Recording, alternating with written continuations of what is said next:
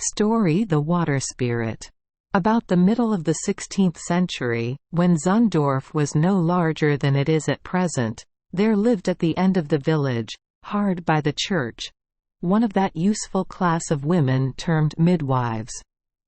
She was an honest, industrious creature, and what with ushering the new-born into life, and then assisting in making garments for them, she contrived to creep through the world in comfort, if not in complete happiness. The summer had been one of unusual drought, and the winter, of a necessity, one of uncommon scarcity, so that when the spring arrived the good woman had less to do than at any period in the preceding 7 years. In fact, she was totally unemployed. As she mused one night, lying abed, on the matter, she was startled by a sharp, quick knock at the door of her cottage.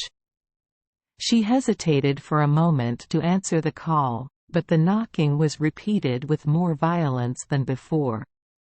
This caused her to spring out of bed without more delay, and hasten to ascertain the wish of her impatient visitor. She opened the door in the twinkling of an eye, and a man, tall of stature, enveloped in a large dark cloak, stood before her. "My wife is in need of thee," he said to her abruptly. "Her time is come. Follow me." "Nay, but the night is dark, sir," replied she. "Whither do you desire me to follow?" "Close at hand," he answered, as abruptly as before. "Be ye quick and follow me. I will but light my lamp and place it in the lantern," said the woman. "It will not cost me more than a moment's delay." "It needs not, it needs not," repeated the stranger. "The spot is close by. I know every foot of ground. Follow, follow." There was something so imperative, and at the same time so irresistible, in the manner of the man that she said not another word, but drawing her warm cloak about her head followed him at once. Ere she was aware of the course he had taken, so dark was the night, and so wrapped up was she in the cloak and in her meditations, she found herself on the bank of the Rhine, just opposite to the low fertile islet which bears the same name as the village, and lies at a little distance from the shore. "How is this, good sir?" she exclaimed, in a tone of surprise and alarm. "You have missed the way, you have left your road. Here is no further path." "Silence, and follow," were the only words he spoke in reply. But they were uttered in such a manner as to show her at once that her best course was obedience. They were now at the edge of the mighty stream. The rushing waters washed their feet. The poor woman would fain have drawn back, but she could not. Such was the preternatural power exercised over her by her companion. "Fear not. Follow," he spoke again, in a kinder tone, as the current kissed the hem of her garments. He took the lead of her. The waters opened to receive him. A wall of crystal seemed built up on either side of the vista. He plunged into its depths. She followed. The wild wave gurgled over them, and they were walking over the shiny pebbles and glittering sands which strewed the bed of the river. And now a change came over her indeed. She had left all on earth in the thick darkness of a starless spring night, yet all around her was lighted up like a mellow harvest eve, when the sun shines refulgent through masses of golden clouds on the smiling pastures and emerald meadows of the west. She looked up, but she could see no cause for this illumination. She looked down, and her search was equally unsuccessful. She seemed to herself to traverse a great hall of surpassing transparency, lighted up by a light resembling that given out by a huge globe of ground glass. Her conductor still preceded her. They approached a little door. The chamber within it contained the object of their solicitude. On a couch of mother of pearl, surrounded by sleeping fishes and drowsy sirens, who could evidently afford her no assistance, lay the sick lady. "Here is my wife," spake the stranger, as they entered this chamber. "Take her in hand at once, and hark ye, mother, heed that she has no injury through thee." Or, with these words he waved his hand, and, preceded by the obedient inhabitants of the river, who had until then occupied the chamber, left the apartment. The midwife approached her patient with fear and trembling. She knew not what to anticipate. What was her surprise to perceive that the stranger was like any other lady. The business in hand was soon finished, and midwife and patient began to talk together, as women will when an opportunity is afforded them. "It surprises me much," quoth the former, "to see such a handsome young lady as you are buried down here in the bottom of the river. Do you never visit the land? What a loss it is to you!" "Hush, hush!" interposed the Triton's lady, placing her forefinger significantly on her lips. "You peril your life by talking thus without guard. Go to the door. Look out, that you may see if there be any listeners, then I will tell something to surprise you." The midwife did as she was directed. There was no living being within earshot. "Now, listen," said the lady. The midwife was all ear.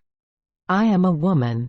A Christian woman like yourself," she continued, "though I am here now in the home of my husband, who is the spirit of these mighty waters." "God be praised!" ejaculated her auditor.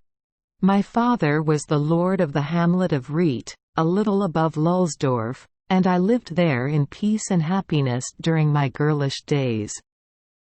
I had nothing to desire, as every wish was gratified by him as soon as it was formed. However, as I grew to womanhood I felt that my happiness had departed. I knew not whither it had gone, or why, but gone it was.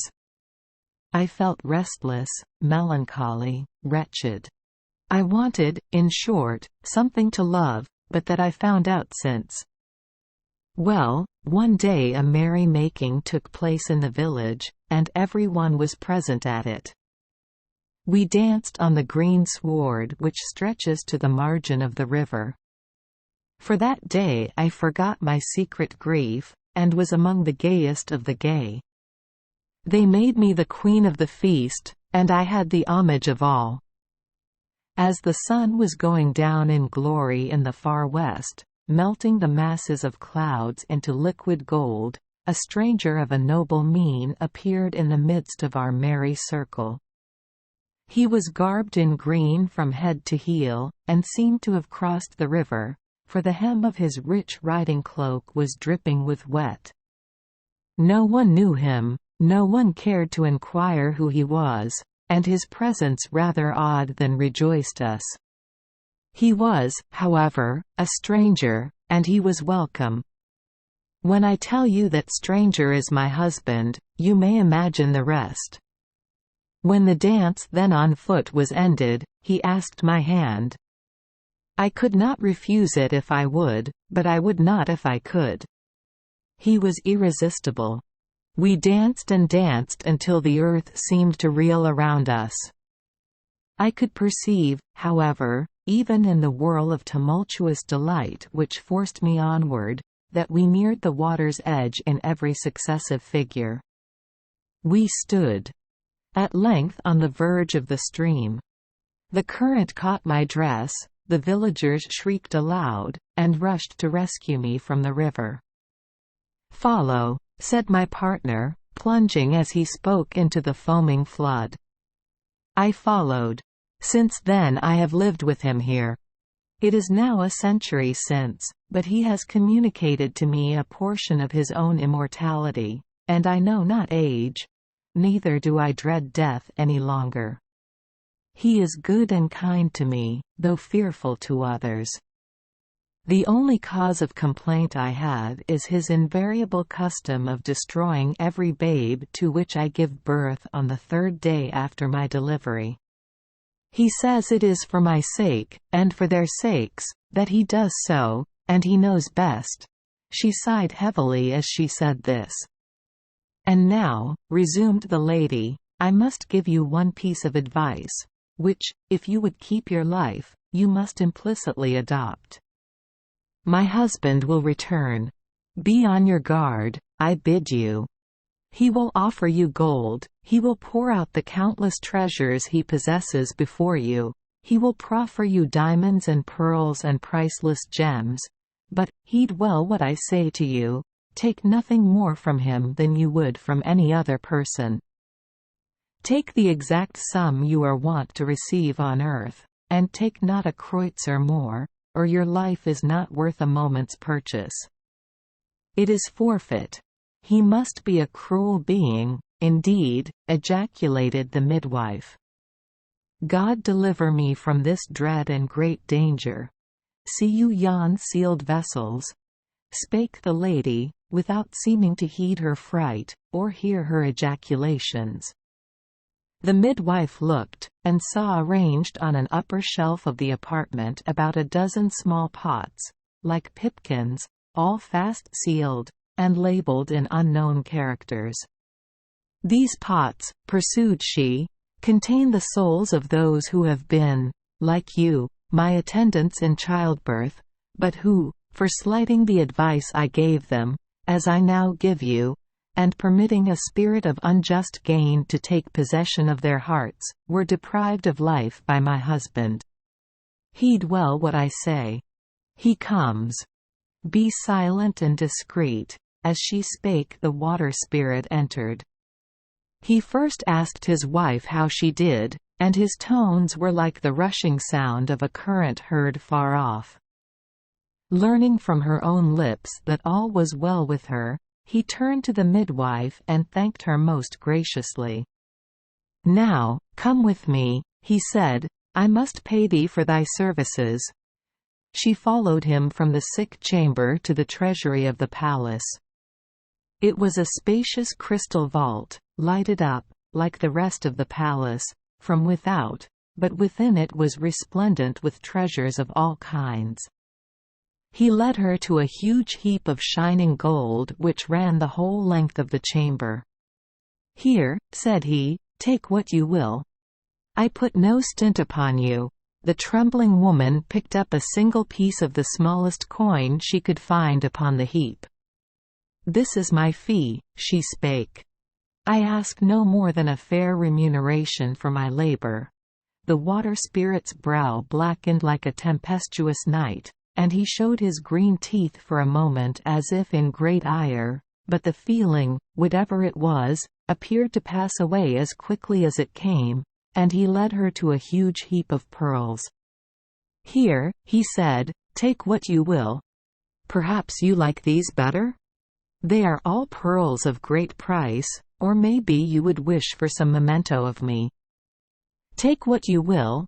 But she still declined to take anything more, although he tempted her with all his treasures. She had not forgotten the advice of her patient. "I desire nothing more from you. Great prince as you are, than I receive from one of my own condition." This was her uniform answer to his entreaties. "I thank you, but I may not take aught beside my due. If," said he, after a short pause, "you had taken more than your due, you would have perished at my hands. And now," proceeded the spirit, "you shall home, but first take this. Fear not." As he spake, he dipped his hand in the heap of gold and poured forth a handful into her lap. "Use that," he continued, "use it without fear. It is my gift. No evil will come of it. I give you my royal word." He beckoned her onward without waiting for her reply, and they were walking once again through the corridors of the palace. "Adieu," he said, waving his hand to her, "adieu." Darkness fell around her in a moment. In a moment more she awoke, as from a dream, in her warm bed. Thank you for joining us for today's fairy tale. We hope these stories bring joy and meaning to your day. If you love our channel, please hit the subscribe button so you won't miss any exciting tales. Wishing you a good night and sweet dreams. See you in the next story.